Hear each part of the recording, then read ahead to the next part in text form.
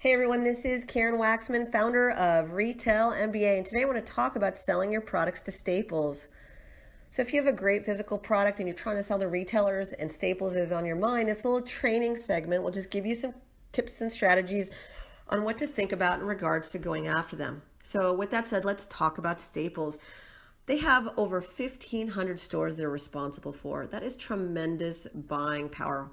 One chain store order from Staples can mean millions of dollars to your business and your bottom line. If you just think about it, if they buy, say, 30 units of your product per store and they have 1,500 stores or so, and again, the number of stores vary based on the time you hear this, but ultimately, just say 1,500 stores and they have 30 units per product, that could be conceivably a tremendous amount of opportunity. And that's around 45,000 units of your product. I'm not saying that they'll buy it for all of their stores, but think about how many units that is, 45,000 units for these stores. And then what if they reorder the product over and over again? I have clients who have sold to retailers for 10 to 15 years straight. And again, it varies per retailer and so forth, but once the product sells and it converts in their stores, they tend to reorder, and so that can be tremendous business to you. The other thing to think about with Staples is they don't just buy office supplies.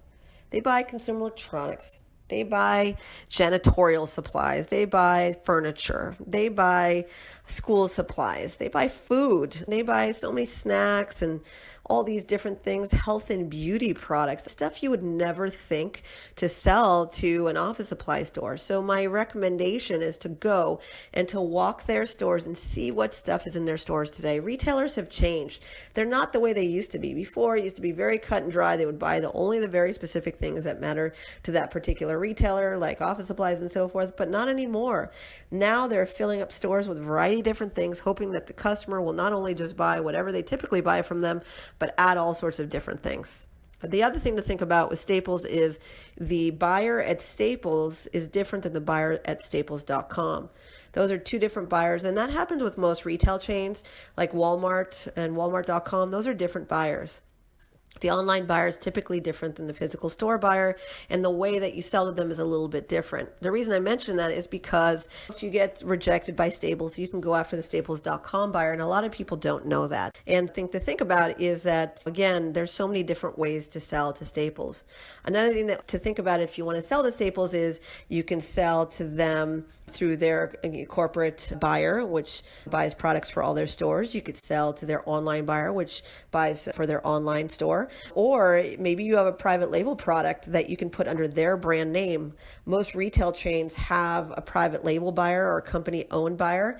And basically what that means is that it has the Staples name on it, but they typically buy from someone like you. So they buy products from a manufacturer, and then they just have you package it under their name.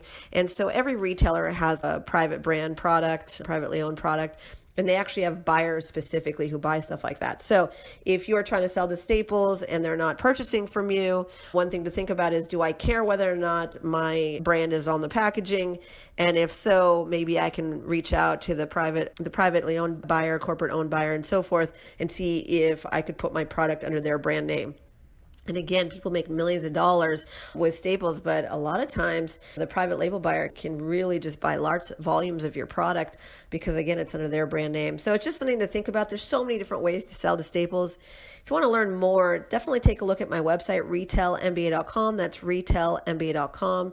I walk you through exactly how to approach, pitch, and sell retailers like Staples, if you're a beginner, if you're an advanced seller, and any other retailer and so forth. We have a very comprehensive program. We have free training, advanced training that you can purchase, live events. We partner with retailers and so forth.